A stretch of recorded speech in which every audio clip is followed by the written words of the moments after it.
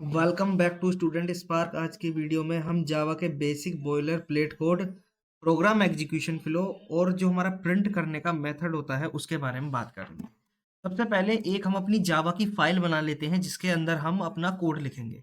तो बेसिकली मैंने Intel IDE का जो है अपना टेक्स्ट एडिटर कोड एडिटर वो ओपन कर रखा है। इसके अंदर हम एक जावा की फाइल बनाएंगे। जावा क्लास जो फाइल होगी हमारी उसके हम लिखेंगे मेन। और जो जावा की फाइल होती है उसको हम डिनोट करा जाता है डॉट जावा से, डॉट जावा, मेन डॉट जावा। तो इसके अंदर अगर आप देखोगे तो पहले से ही आ चुका है हमारा पब्लिक क्लास मेन। ये क्या होता है इसके बारे में अभी बात करेंगे। उसके बाद हम अपना लिख लेते हैं अपना बॉयलर प्लेट कोड का है public static void, public static void main. और मेन ये है इसका जो फंक्शन है, ये मेथड है। जावा के अंदर फंक्शन नहीं मेथड्स होते हैं, फंक्शन नहीं बोला जाता।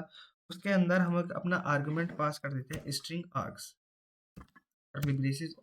इसके अंदर हम एक लाइन लिखेंगे SOUT यानी system dot out dot print L N, जो हमारा लिख रहा होगा हेलो जावा, हेलो जावा। ये हमारा फर्स्ट कोड है, इसको हम रन करा लेते हैं।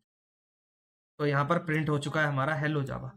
अब बात करते हैं ये कोड क्या है, कैसे रन हुआ, क्या वर्क करता है। ठीक है, अब चलते हैं हम जरा अपने एक्सेल ड्रॉ की तरफ, जहां मैंने कोड लिखा हुआ है पब्लिक क्लास मेन, जो वहां लिखा हुआ था public static void main string args. और ये हमारी प्रिंट करने वाली लाइन। बेसिकली ये क्या है, जावा प्रोग्राम लिखने के लिए एक बेसिक स्ट्रक्चर रिक्वायर होता है। जैसे कि शादी के अंदर रस्में होती हैं, इसी तरीके से ये कुछ रस्म है जो कि हमें करनी पड़ती है। ठीक है, जिसे हम बॉयलर प्लेट कोड कहते हैं। ये जो है इसे हम बॉयलर प्लेट कोड कहते हैं, जो हर कोड के अंदर हमारा रिक्वायर होता है।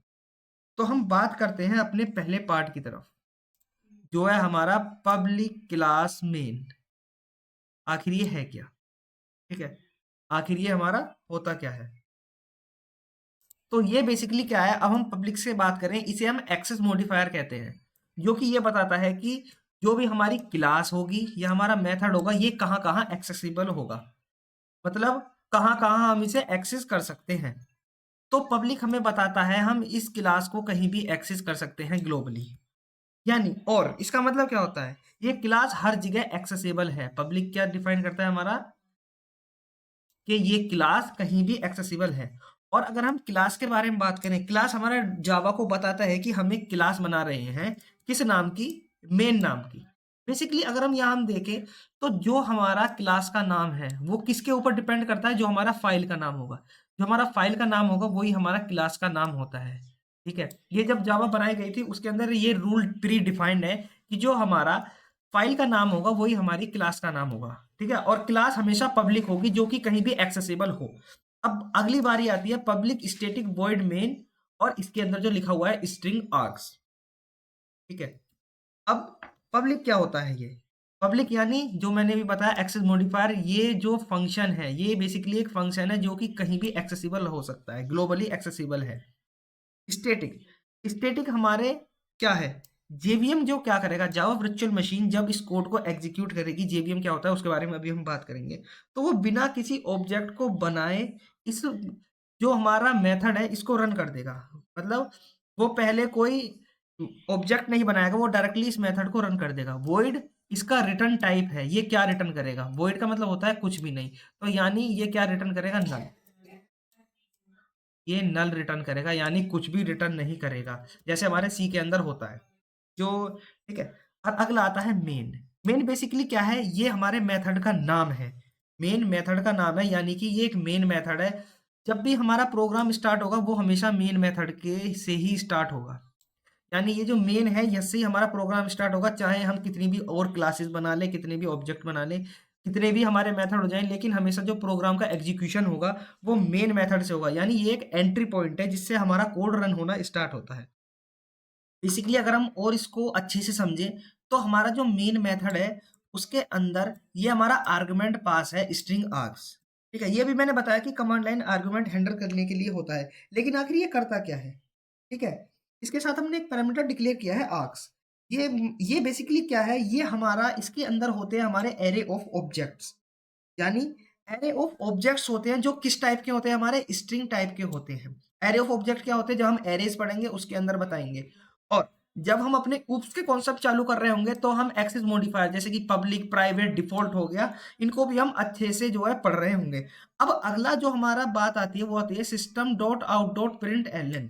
इसका क्या मतलब है, ये बेसिकली जैसे हमारा प्रिंट एफ होता है सी लैंग्वेज के अंदर, उसी की तरह होता है। सिस्टम क्या है, एक जावा की प्री डिफाइंड क्लास है। आउट क्या है, सिस्टम का आउटपुट स्ट्रीम है। यानी सिस्टम बेसिकली क्या है, जावा की प्री डिफाइंड क्लास है। और जो आउट है वो सिस्टम की एक आउटपुट स्ट्रीम है। प्रिंट एलन उस क्या करता है, ये लाइन को प्रिंट करने के लिए काम आता है और लास्ट में न्यू लाइन ऐड कर देता है। अगर यहाँ पर हम प्रिंट एलन की जगह खाली प्रिंट कर दे तो ये क्या करेगा, ये प्रोग्राम को एग्जीक्यूट करेगा, पर वो क्या करेगा कि नेक्स्ट लाइन प्रिंट नहीं करेगा। जैसे कि अभी देख लेते हैं, यहाँ हमारा जो है एक और हम प्रिंट करते हैं system out dot print L. तो इसके अंदर हम लिखते हैं हेलो जावा, अपने चैनल का नाम लिख देते हैं स्टूडेंट स्टूडेंट स्पार्क। अब अगर हम इस कोड को रन करें तो ध्यान से देखना, अब यहाँ हेलो जावा है, यहाँ पर आया हेलो जावा और नेक्स्ट लाइन में स्टूडेंट स्पार्क। ये कैसे डिटेक्ट करा, ये करा एलएन से। अगर यहाँ पर हम एलएन को अगर हम कर दें तो क्या हमारा प्रोग्राम रन होगा, चलिए देखते हैं।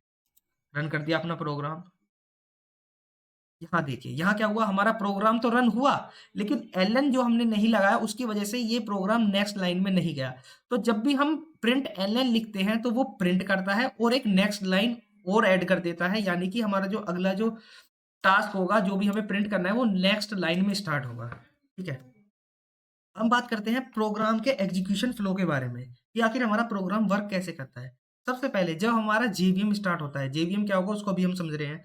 जब हमारा जेवीएम स्टार्ट होता है तो वो क्या करेगा, हमारे मेन मेथड को कॉल लगाएगा। सबसे पहले मेन मेथड को क्या करेगा, वो कॉल लगाएगा। जैसे ही हमारा मेन मेथड कॉल हुआ, वो किसके अंदर चला गया, मेन मेथड के अंदर चला गया। तो लाइन बाय लाइन जितनी भी यहाँ पर लाइन होंगी, जैसे हम लिखी थी हेलो डॉट जावा, उसके बाद अपने स्टूडेंट स्पार्क को हमने प्रिंट कराया था, तो वो लाइन बाय लाइन प्रिंट होगा। अगर उसके अंदर, यानी अगर हम बात करें इसके अंदर, अगर कोई हमारा मेथड आ जाता है, यानी मेथड आ गया जी ग्रीट।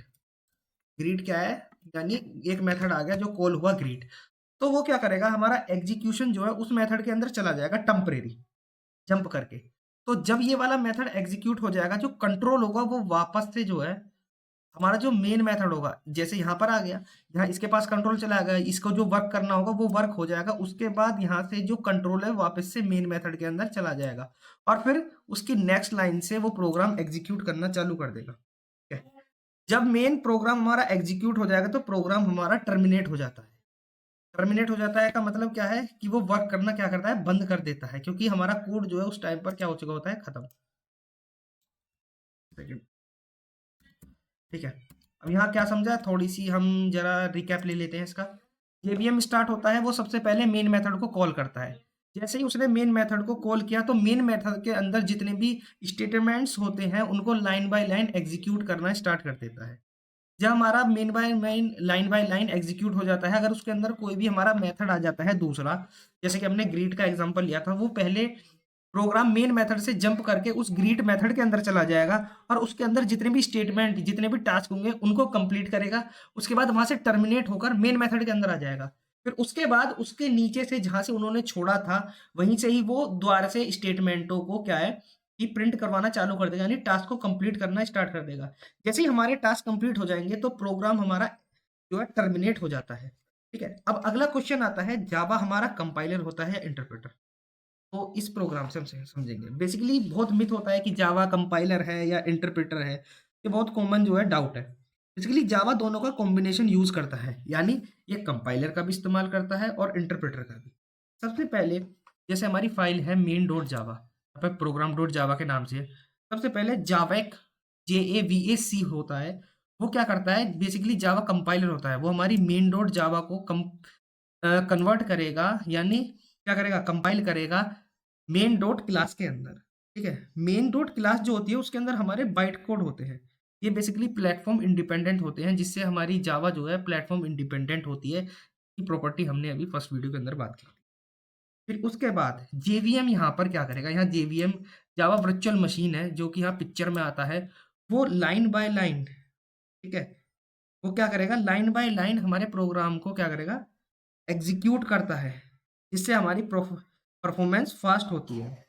तो वो बेसिकली JIT यानी जस्ट इन टाइम को भी यूज़ करता है, ठीक है? फिर उसको हमारा कंपाइल कर देता है मशीन कोड के अंदर। ये जो है हमारा मशीन कोड के अंदर ये कंपाइल कर देता है। मशीन कोड के अंदर कंपाइल होने के बाद फिर ये प्रोग्राम हमारा रन हो जाता है, क्योंकि हमें पता है हमारा जो कंप्यूटर है उसको 01 की लैंग्वेज समझ में आती है। तो हम जो है ह्यूमन रीडेबल के अंदर उसको लिखते हैं, यानी जो भी हमारे मेथड फंक्शन हो गए। फिर वो क्या होते हैं, वो कंपाइल होने के बाद बाइट कोड के अंदर कन्वर्ट हो जाते हैं। बाइट कोड के अंदर कन्वर्ट होने से जो जावा वर्चुअल मशीन है, वो उसको कंपाइल करता है, यानी इंटरप्रेट करता है, और उसको मशीन रीडेबल फॉर्म में कन्वर्ट कर देता है 01 की फॉर्म में। तो उसके बाद हमारा जो जावा है वो प्रोग्राम रन होता है। तो इस वीडियो में हमने जावा बॉयलर प्लेट कोड के बारे में समझा, प्रोग्राम एग्जीक्यूशन समझा, आउटपुट स्टेटमेंट को समझा, ठीक है? अगर आपको वीडियो हेल्पफुल लगी हो तो लाइक, शेयर और सब्सक्राइब ज़रूर करना। नेक्स्ट वीडियो हम जावा का एक पावरफुल कंसेप्ट डिटेल में कवर करेंगे। Thanks for watching.